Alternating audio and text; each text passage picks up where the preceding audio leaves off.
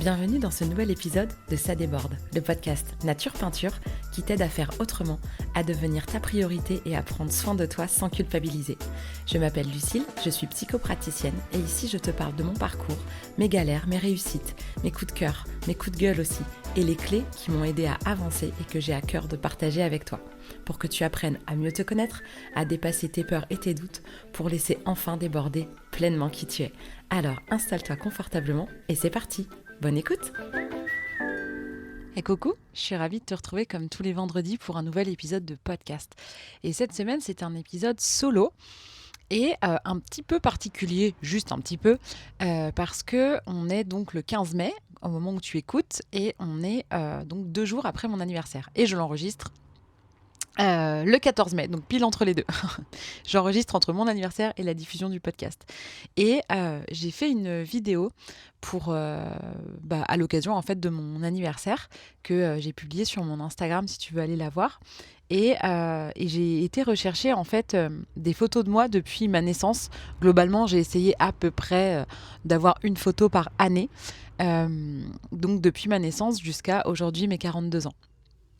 Et de replonger dans ces albums photos, de regarder les photos de moi, de me remémorer les différents moments, de voir les différentes coupes de cheveux, couleurs de cheveux, longueur, les différentes manières de s'habiller, les différents endroits où j'étais. C'était assez touchant en fait de regarder un peu toutes les parts de moi. C'est comme ça que j'ai appelé cette vidéo à toutes les parts de moi. Parce que finalement, j'ai souvent l'impression qu'on est... Enfin, c'est l'image que je donne en tout cas, qu'on est un peu comme des poupées russes, où en fait, il y a la poupée qu'on voit actuellement, mais à l'intérieur, les unes dans les autres, en fait, il y a aussi toutes celles qu'on a été, toutes les parts de nous qui ont existé avant et qui font celles qu'on est aujourd'hui. Et du coup, toutes les parts de nous qui vont continuer aussi à émerger, nos goûts qui vont changer, toutes ces choses qui vont évoluer, nos choix, nos façons de voir les choses, etc. Et c'est toujours chouette de regarder en arrière, de regarder ce qui nous a construit. Alors parfois, dans le parcours, il y a des choses difficiles, parfois il y a des choses belles, il y a de tout, en fait, il y a de tout. Mais c'est hyper important, je trouve, de garder cette conscience finalement qu'on est constitué d'une multitude de facettes. Et c'est ce qui fait vraiment spécifiquement toute notre richesse finalement. Parce que notre richesse, elle vient de ça, de la diversité de notre histoire, des différents moments de notre vie qui se sont superposés les uns par-dessus les autres et qui font comme une sorte de filtre. Parfois, c'est ça que je dis aussi, c'est une autre image qu'on peut avoir, c'est imaginer que chaque année de vie ou chaque événement est une sorte de paire de lunettes à travers lesquelles on regarde la vie, qui va changer notre regard. Parfois, quand c'est quelque chose de douloureux, notre regard va se teinter de méfiance. Quand on a été blessé pendant un temps, on va regarder le monde en étant fermé à lui, parce que ça nous a fait mal, etc. Alors là, j'entends la circulation derrière. Petit aparté, je suis dans ma caravane aujourd'hui et du coup, il y a vraiment je suis désolée pour l'environnement sonore quand je suis dans la caravane. Bref, donc c'est toujours chouette d'avoir comme ça un œil et d'oser regarder en fait finalement des photos de nous dans le passé. Alors parfois on se dit oh là là mais c'est pas possible la tronche que j'avais, mais c'est quoi cette coupe de cheveux, mais c'était quoi cette mode, et en même temps c'est rigolo de voir un peu tout ce par quoi on est passé et de voir que certaines choses n'ont pas beaucoup bougé. Moi, je trouvais que je me reconnaissais assez vite, en fait, assez tôt, en fait, dans l'âge. Je trouve qu'on me reconnaît. Je pense que ce serait pas difficile si on mettait une photo comme ça, ceux qui me connaissent, de me reconnaître en fait sur une photo enfant. Et c'est toujours rigolo de voir les traits qui n'ont pas bougé et de voir ceux qui ont bougé. Et finalement, on est vraiment pétri de plein de choses, et plus on va pouvoir regarder toutes ces parts de nous avec tendresse, avec indulgence, avec douceur, plutôt qu'avec regret, amertume, jugement, plus en fait ça va adoucir la personne qu'on est aujourd'hui, et ça influencera forcément la personne qu'on sera demain, parce que plus on va aborder le monde avec ouverture, avec confiance. Et quand je dis ça, je dis pas de devenir naïf et de se croire dans un monde de bisounours où tout le monde il est beau, tout le monde il est gentil, parce que la réalité du monde, j'allais dire d'aujourd'hui, mais d'hier et de demain, tout pareil en fait, hein. C'est juste que les époques sont différentes et les histoires sont différentes, mais il y a toujours eu des drames et il y a toujours eu des choses merveilleuses qui ont cohabité. Et l'idée, c'est pas de nier en fait la difficulté du monde dans lequel on vit aujourd'hui, mais de savoir aussi regarder les choses qui sont positives, qui sont jolies, qui font du bien au moral, parce qu'il y en a tout autant. Alors c'est vrai qu'on en parle un peu moins, mais elles sont là en fait, elles existent aussi, ces jolies choses, ces jolies initiatives. Il y a des élans du cœur, il y a encore beaucoup d'humanité et c'est aussi important de le voir. Mais si on a un prisme trop teinté en fait d'expériences négatives auxquelles on est encore hyper rattaché, quelque part c'est comme si on focalisait sur du coup les événements qui correspondent à cette vision-là, alors que d'autres existent en même temps. Donc il y a vraiment cette idée, j'étais en train de penser, il y a un épisode, je mettrai le lien en référence de l'épisode, il y a un épisode de Et tout le monde s'en fout, je sais pas si ça te parle, c'est Alex Latuada je crois, je crois que j'ai écorché son nom. Bon, je suis désolée si j'ai écorché son nom, j'écrirai ça correctement dans la description. Il a un conte qui s'appelle Et tout le monde s'en fout. Il avait fait un livre d'ailleurs qui était chouette. Et en fait, il a fait toute une série de vidéos. Et il y en a une où il parle de ça en fait, où il parle de la façon qu'on va avoir de percevoir le monde à travers notre vérité à nous. Et donc, il donne l'exemple de quelqu'un qui va pas bien aujourd'hui. Il dit ok, il a un mauvais moral, la vie c'est de la merde. Alors tu vas zoomer sur le seul gros nuage gris qu'il y a dans le ciel. Tu vas zoomer sur la flaque de pisse de chien qui est là. Surtout, faut pas voir la fleur qui est à côté, qui est jolie là, qui pousse dans le bitume mais qui est magnifique. Tu montes le bruit du marteau-piqueur. Et en fait, on voit que il le fait avec beaucoup d'humour. Moi, j'adore. C'est complètement le style de truc que j'adore. Et en fait, il montre comme ça, par différents exemples, comment on peut vraiment orienter notre réalité. Ce qui ne veut pas dire que ce qu'on vit n'existe pas, mais c'est juste qu'il y a d'autres choses qui existent en même temps, dans la même réalité, et que c'est en fait un choix. Alors en ce moment, le choix, c'est beaucoup au cœur de ce que je raconte. Ça a été l'objet de ma conférence que j'ai fait... au sein plutôt, je parle plus bien, au sein de l'accompagnement dans lequel je suis autour de l'entrepreneuriat durable. Et c'était aussi sur les choix. Et alors ce qui est rigolo, c'est que j'ai encore tiré 2 cartes aujourd'hui, comme toujours pour les épisodes, et que j'ai tiré une carte en commun avec ce tirage que j'avais fait pour cette conférence sur le choix. Et cette carte d'oracle, c'est la colère. Je m'autorise à exprimer ma colère. Et donc, le dessin, c'est une espèce de cœur. Enfin, ça forme un cœur au final, mais c'est un cœur de lignes gribouillées de différentes couleurs. Et elle est rouge, cette carte. Et il y a des éclairs et des nuages. On voit que c'est la tempête, quoi. C'est la tempête. Et en fait, plus on va s'autoriser à exprimer nos émotions, parce que là c'est la colère, mais que ce soit la tristesse, la joie, le dégoût, peu importe, qu'on s'autorise à exprimer ce qu'on ressent, plus en réalité on s'apaise. Et on n'est pas obligé d'attendre le moment où on est bouillonnant de colère pour s'autoriser à dire les choses, parce que quand on en arrive au stade d'être bouillonnant de colère, c'est qu'en fait on a laissé beaucoup trop de temps pour... avant de poser des limites, de poser ses besoins ou sa vision des choses et de se sentir respecté. Et donc, dans cette histoire de choix, ce que je disais, c'est que quand les parts de nous sont comme éclatées, on va imaginer notre poupée russe là, imagine, au lieu d'être toutes réunies dans une seule, toutes les poupées russes sont... alignées, tu sais, les unes à côté des autres.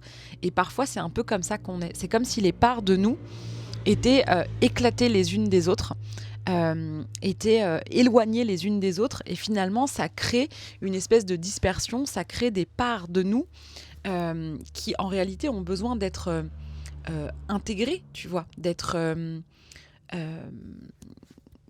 oui, d'être réintégrées. Je prends vraiment cette image de la poupée russe. Elles ont besoin d'être remises les unes dans les autres et que finalement, la poupée finale du moment, qui un jour sera englobée dans une plus grande,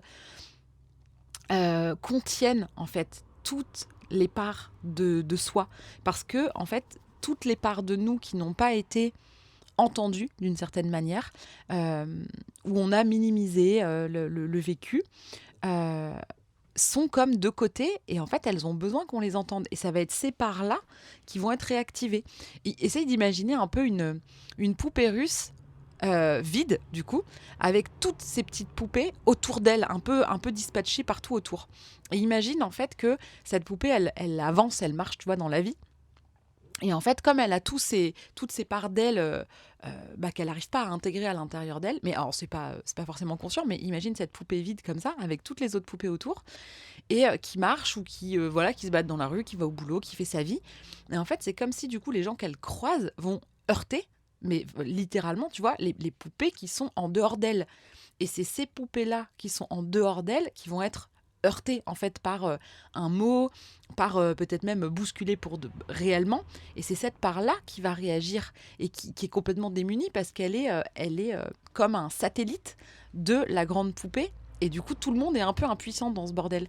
Et donc l'idée, c'est que plus on va réintégrer à l'intérieur de soi les différentes parts de nous, plus en fait, quand cette poupée elle est réunie, déjà c'est plus une poupée vide. Il y a moins ce côté je me sens vide de sens. Et il y a plus ces petites parts qui tournent partout autour, ce qui fait que quand on bouge dans notre vie, il y a plus ces parts qui sont autour de nous et relativement loin de nous, qui sont heurtées sans qu'on ait la main dessus. Parce que là, tout est comme emboîté à l'intérieur et ça permet de gagner en sécurité. Et la deuxième carte que j'ai tirée aujourd'hui, c'est la carte de la force. Alors, la force, dans le dessin, c'est une femme qui a la moitié du visage en humain, normal, et l'autre moitié, c'est un visage de lion. Et sur ses genoux, il y a un agneau. Et pour moi, c'est vraiment l'expression de on peut être tout et son contraire. On peut avoir beaucoup de force, beaucoup de puissance, tout en étant capable de beaucoup de douceur et de beaucoup de fragilité. Et c'est un peu l'union de ces paradoxes, presque, j'ai envie de dire, qui va faire l'unicité finalement de chacun, parce que on n'est pas lisse, on est multiple. On a différentes humeurs, on a différentes façons de voir les choses. On a parfois des grands paradoxes comme ça intérieurs et je pense qu'on en a tous. Alors peut-être certaines personnes, c'est plus marqué que d'autres, mais je pense qu'on a tous des paradoxes, on a tous des parts uniques, on a tous des moments comme ça de nos vies où quand on regarde en arrière, on se reconnaît à peine, ou peut-être que celle que tu es aujourd'hui, la personne que tu es aujourd'hui, si tu regardes en arrière, tu te reconnais pas par rapport à qui tu étais. Et c'est tant mieux parce que c'est ça qu'on est censé faire, on est censé évoluer. Et plus tu vas pouvoir être fier, alors peut-être pas fier de toutes les parties, mais plus tu vas assumer toutes les parts de ce que tu as été, plus tu vas intégrer le tout petit bébé que tu étais, le tout petit enfant que tu étais, le tout petit adolescent ou adolescente que tu étais, le jeune ou la jeune adulte, etc. Plus tu vas intégrer ces parts de toi. Et c'est pas forcément, quand je dis ça, ça veut pas forcément dire aller plonger dans des trucs dramatiques, mais c'est juste prendre le temps de se souvenir d'intégrer en fait toutes les parts de nous et tout ce qu'on a pu vivre au travers des âges et d'être conscient que c'est ce qui fait ce que tu es aujourd'hui et que ce que tu es aujourd'hui n'est pas plus figé que ce qu'il y avait hier. On est toujours en évolution et l'idée c'est que pour moi vraiment, plus tu vas pouvoir regarder tes albums photos et ta vie, que ce soit réellement à travers des albums photos ou symboliquement de repenser à différents moments de ta vie, plus tu vas pouvoir avoir de la douceur, de l'indulgence et de pouvoir accueillir toutes ces parts-là, plus tu vas pouvoir déborder qui tu es. C'est ça que je dis dans mon accompagnement, vraiment, ou de toute façon, même au-delà de mon accompagnement, dans ma manière de voir les choses, c'est vraiment ça que je dis. C'est que déborder qui on est, c'est aussi accepter toutes les parts de nous. Parfois, ce visage de de lion féroce qui va sortir et en même temps cette personne toute douce qui s'occupe d'un agneau fragile. Et il y a vraiment de la richesse dans, dans toutes nos facettes. Et c'est quelque chose de précieux en fait. Il faut vraiment que tu te rendes compte que tu es précieux, tu es précieuse à tes propres yeux. Et si c'est pas le cas, il est vraiment temps que ça le devienne. Ça veut pas dire que tu t'aimes à la folie et que tu es archi fan de toi et que vraiment tu te crois le ou la meilleure du monde. C'est pas ça l'idée. L'idée, c'est d'être capable d'accueillir qui tu es sans que ça t'insécurise et que tu puisses dire, ben oui, en ce moment, ça va pas trop. En ce moment, je me pose des questions. En ce moment, je doute. En ce moment, je suis hyper heureux. En ce moment, je suis confiante. En ce moment, je suis fière de moi. Sans qu'il y ait tout de suite une culpabilité de dire, ah, mais ça se fait pas d'être fière. On va dire que je me la pète. Je m'occupe de moi, alors on va dire que je suis égoïste, et tout de suite de culpabiliser dès qu'on a une pensée positive et de reboucler sur des pensées négatives. Et paradoxalement, euh, plus on intègre les parts de nous, plus on peut déborder qui en est. Alors qu'on peut imaginer un peu cette poupée russe qui finalement déborde d'elle-même elle est partout autour. Mais en réalité, ça, c'est pas déborder qui en est, c'est subir son histoire. Vraiment, de manière souvent inconsciente. Et l'idée, c'est que plus tu vas réintégrer toutes les parts de ton histoire en conscience, parce que c'est ça en fait, hein, réintégrer, ça ne veut pas dire revivre, tout resubir, etc. C'est juste prendre conscience de avoir un regard différent sur. Et vraiment, je le dis et je le dirai encore et encore et encore et encore, euh, le regard qu'on porte sur les choses, sur soi, sur les autres, sur la vie, sur tout, euh, c'est ça qui change le plus les choses. C'est ça. Parce qu'à partir du moment où on voit les choses différemment, bah, sans qu'il y ait besoin de forcer ou de réfléchir, en conséquence du changement de regard, on se met à agir différemment et on va être surpris tout seul de se dire oh bah tiens c'est marrant, j'ai pas réagi comme d'habitude, sans qu'il y ait eu un effort de dire il faut absolument que je fasse autrement. Parce que le levier, il est plus dans le changement de perception, le changement de conscience. Et ça, c'est une vraie grande clé.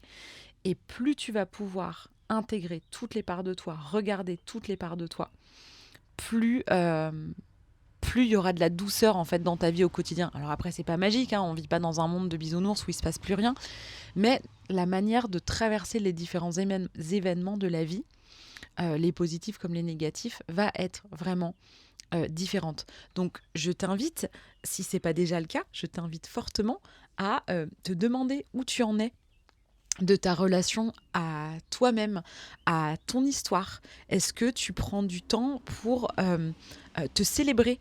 Moi, dans mon accompagnement, tous les lundis, c'est le jour des célébrations. Et en fait, l'idée, c'est de regarder la semaine qui s'est écoulée et de voir qu'est-ce qu'on a envie de célébrer, quelles ont été les petites et les grandes joies, les petites et les grandes fiertés, les petits et les grands pas, en tout cas les choses positives qui ont jalonné notre semaine, parce que même dans une semaine pourrie pour plein de raisons, il y a toujours des petits moments, un inconnu ou une inconnue que tu as croisé dans la rue et qui t'a fait un sourire, ça peut être des trucs cons comme ça, des trucs vraiment tout bêtes, mais notre cerveau, plus on va l'entraîner à regarder les choses positives qui existent dans notre vie, plus en fait il sera entraîné à focaliser aussi sur des nouvelles choses plutôt que d'être toujours un peu en vigilance par rapport à des expériences passées qui ont peut-être laissé des traces sans forcément qu'on s'en rende compte. Et c'est aussi ça qui contribue à déréguler le système nerveux. Donc dans l'idée, plus le système nerveux va être apaisé, plus on va être en sécurité avec son histoire et qui on est, qui on était et qui on sera. Et plus finalement on pourra avoir un quotidien beaucoup plus apaisé, beaucoup plus sécurisant. Donc je t'invite vraiment à peut-être installer des rituels, peut-être que ton jour d'anniversaire, ça peut être un bon prétexte pour... alors pas forcément, je fais partie de ceux et celles qui n'aiment pas forcément être au centre de l'attention. J'ai rarement envie de fêter mon anniversaire avec tout plein de monde et d'être vraiment au centre. Je ne suis pas forcément... très à l'aise. Donc alors si toi tu aimes, mais mets-toi au centre. Organise-toi une énorme fête et mets-toi au centre. Et sois la reine de ta journée, sois le roi de ta journée. Si c'est ça que tu aimes, genre ne te diminue pas en pensant que peut-être tu serais, je sais pas, narcissique ou je sais pas quoi, ou on s'en fout en fait. Si toi tu sens que tu aimes ça, mais si tu n'aimes pas ça, te force pas. Fais quelque chose qui te correspond. Si tu es un peu comme moi, prends un temps avec des oracles, pose peut-être des intentions ou des questions pour cette nouvelle année qui s'ouvre devant toi, cette nouvelle année de vie qui s'ouvre pour toi. Ça peut être des choses comme ça. Euh, ou ça peut être des choses, je sais pas, offre-toi un cadeau. Toi-même, en fait. Offre-toi quelque chose qui te fait envie, offre-toi un moment. Moi, hier, j'ai déjeuné avec une amie, c'était vraiment trop chouette. Et je me suis offert un massage qui a été fait en plus par une autre amie. Et c'était un moment, et c'était hyper chouette. J'étais trop contente de passer ma journée d'anniversaire auprès de ces deux amis. Et voilà, c'était un chouette moment. Et depuis que je suis à mon compte, mon anniversaire, le jour de mon anniversaire, je ne travaille pas. Voilà, c'est comme ça, j'ai décidé. C'est un jour férié pour moi. Et si tu as la possibilité de le faire selon ton travail ou ta vie, essaye de t'offrir ta journée ou de t'offrir au moins un moment dans ta journée. Ça peut être chouette. Et après, t'es pas obligé d'attendre que ce soit ton anniversaire non plus. Tu peux aussi, je sais pas, une fois par mois, une fois par semaine, une fois par jour, faire quelque chose pour toi, pour célébrer la personne que tu es et que tu es devenu et que tu deviendras. Euh, J'espère que ce petit épisode, pour une fois, j'ai pas fait trop long. C'est vrai que je m'étais dit que je diminuerais un peu les épisodes solo en durée parce que les épisodes en duo sont de plus en plus longs. C'est vrai que depuis que je rebondis en fait sur les particularités astro, les duos se sont allongés. J'essaye de diminuer mes épisodes solo. Donc, je vais pas tirer trop sur le fil parce que sinon, je vais remettre 10 balles dans la machine et je suis capable de faire 20 minutes encore. Donc, je vais honorer le temps de chacun.